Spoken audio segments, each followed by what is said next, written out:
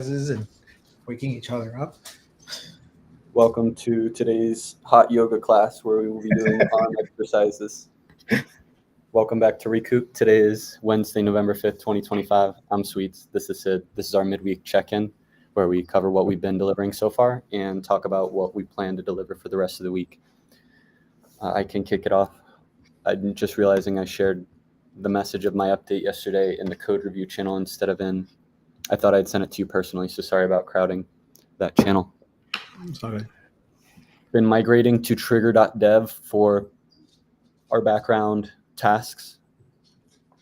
And so I've updated the docs at docs.recoupable.com so that external devs building on top can build on top of the tasks. I named them to jobs yesterday because it's the same thing that Midday is using, and it's a very familiar term in computing. Sid gave great feedback that jobs feels like we're taking someone's job, and so tasks is the term that we'll use. So I'll do a quick refactor on this from jobs and job to tasks and task. But we've got get jobs or get tasks, which allows you to get all the tasks or get a specific task. This is going to allow us to look it up and show the tasks on the scheduled actions page as well as in the tool. Create task is what the tool in scheduled actions tab calls when someone tries to create a scheduled action.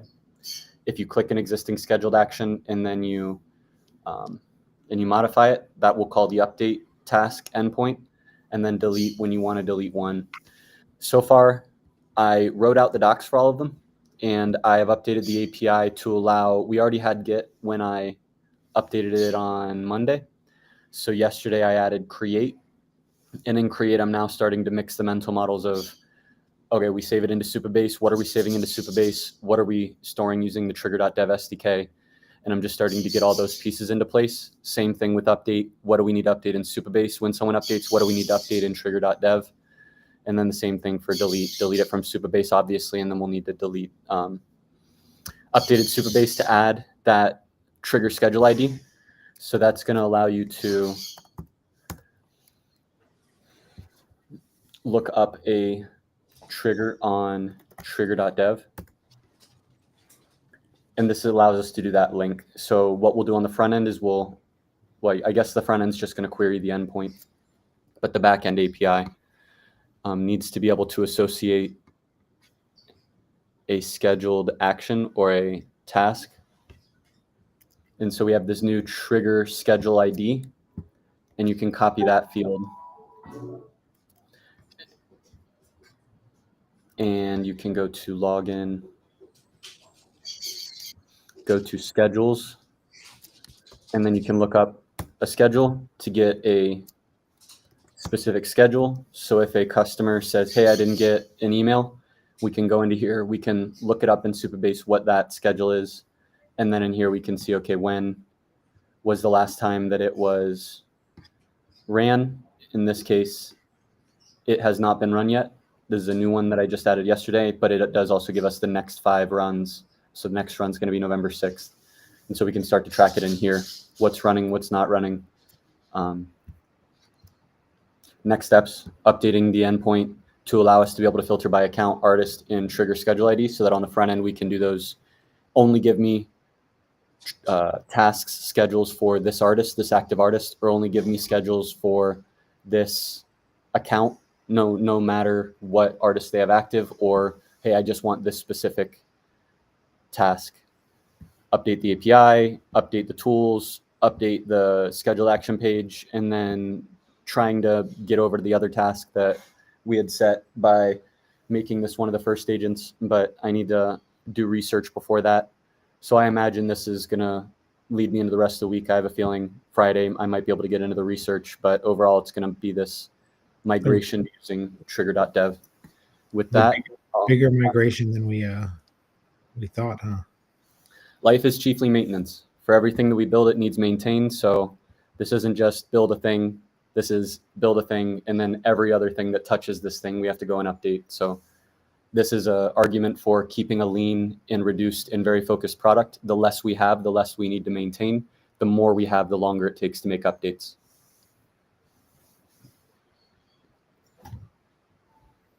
Cool. All right. What am I doing? I'll give you a quick run through. Had a couple customer calls over the last couple of days. Had a great call with Evan Bogart. Did you ever meet Evan? I don't From the think so. Web 3 days? He used to come to like our events and stuff.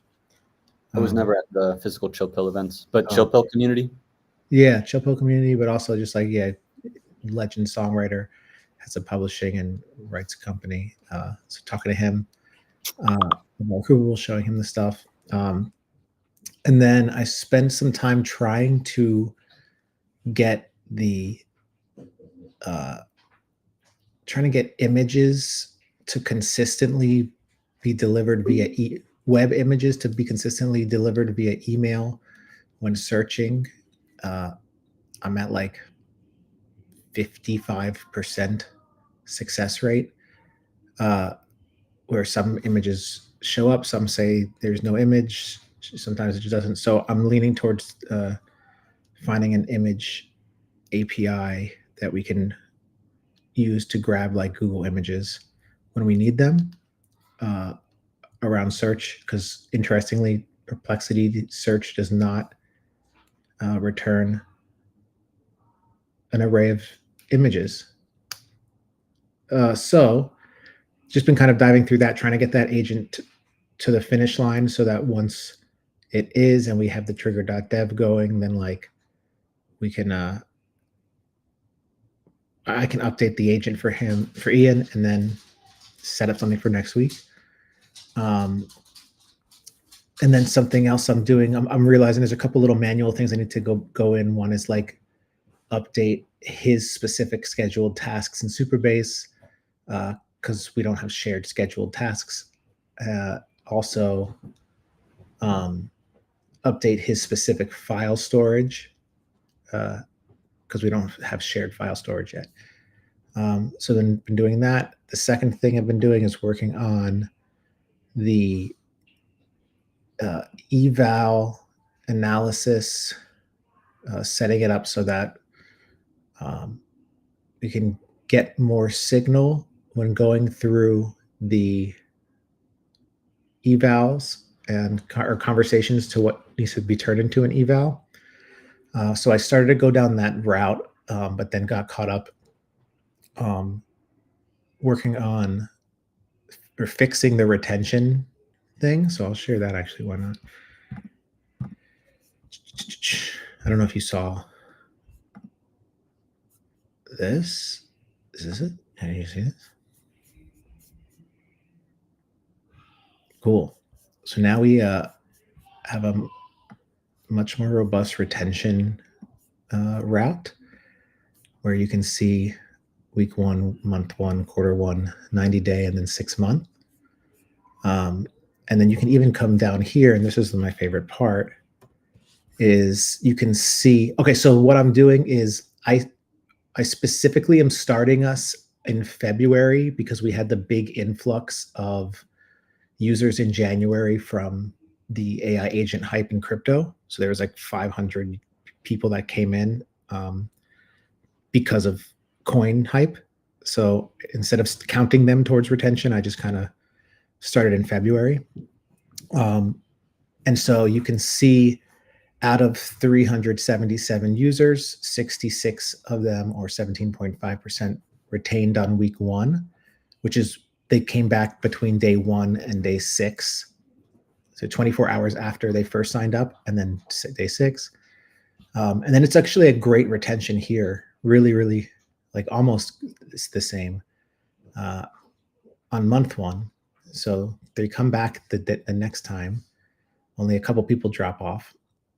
And then quarter 1, it also, like, the first quarter retention is pretty great, but then somewhere around the quarter, we just get this drop off where it cuts in half, and then it cuts into another half.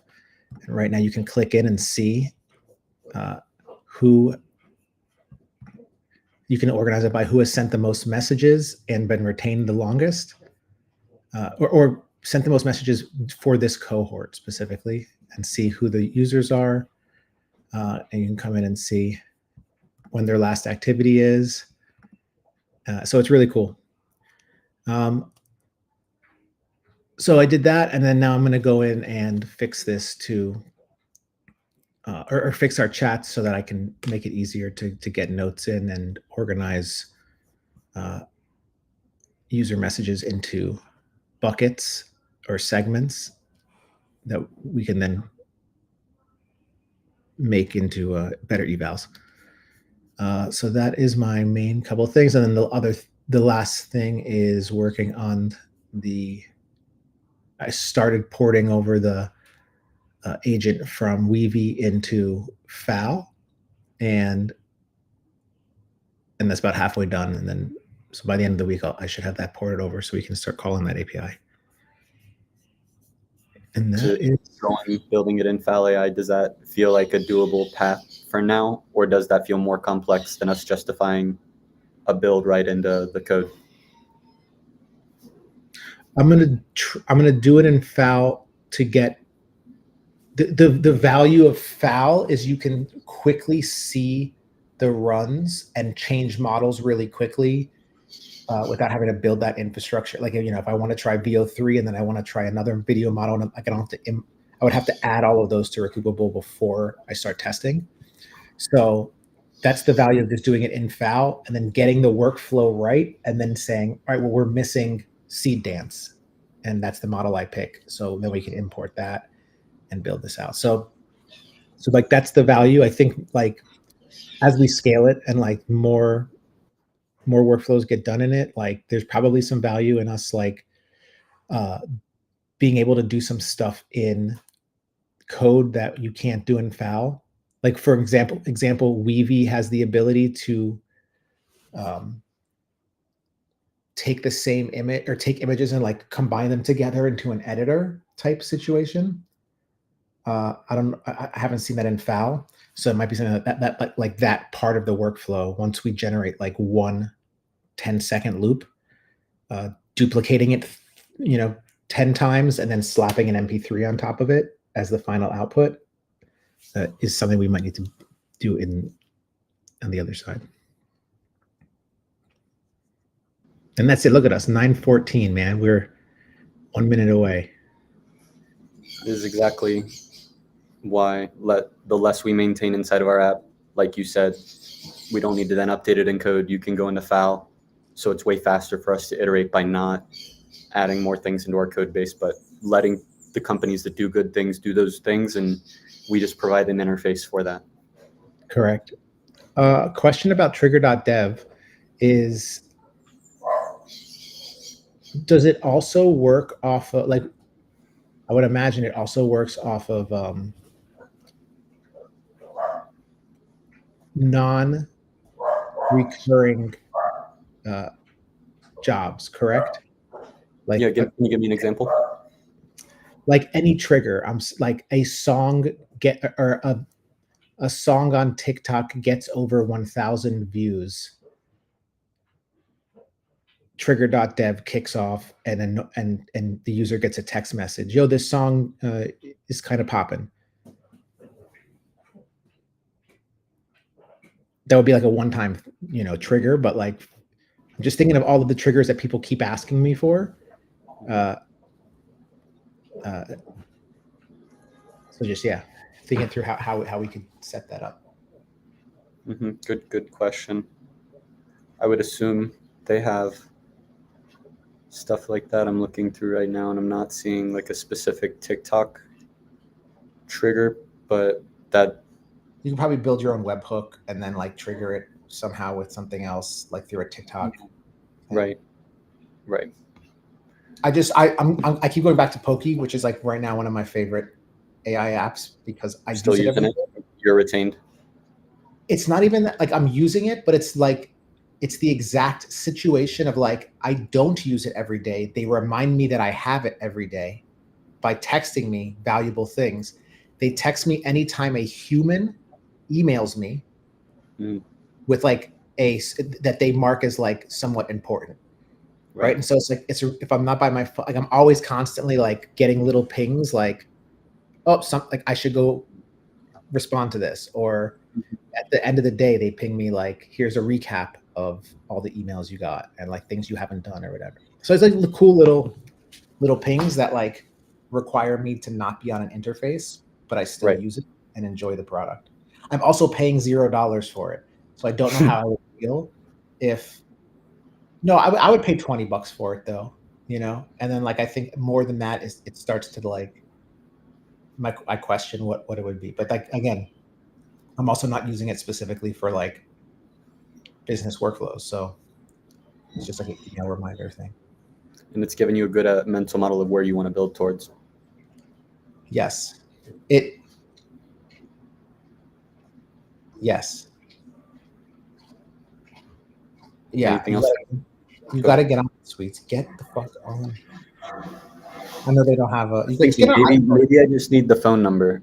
Maybe like I've only been trying it in iMessage and I don't have iMessage, but maybe I can just send it using Google Voice to the number if it just works from any SMS.